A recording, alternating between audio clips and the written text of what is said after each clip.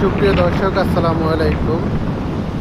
আপনারা দেখতে পাচ্ছেন আমাদের কুয়াকাটা সমুদ্র সৈকতের পশ্চিম পাড়ের দৃশ্য। এখন বর্ষা সিজন, তো বর্ষার সিজনও হাজার হাজার পর্যটকরা কুয়াকাটা ঘুরতে আসে। আজকে শুক্রবার, তো বিশেষ করে বৃহস্পতিবার, শুক্রবার, শনিবার একটু পর্যটকের চাপ থাকে বেশি। কারণ হচ্ছে এই শুক্র শনিবার তো হচ্ছে বন্ধের ছুটির দিনে। তো ছুটির দিনে সবাই একটু রিল্যাক্স হতে কুয়াকাটা আসে, ঘুরতে আসে। বুঝতে পারছেন, কুয়াকাটা সমুদ্র সৈকতে তো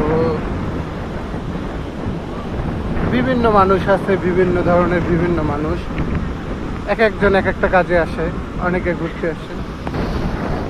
তো এখন সূর্য অস্ত যাওয়ার সময়, তো আকাশের অবস্থা দেখুন এবং নদীর যে প্রবল ঢেউ, প্রচণ্ড পরিমাণে বাতাস হচ্ছে এবং বন্যার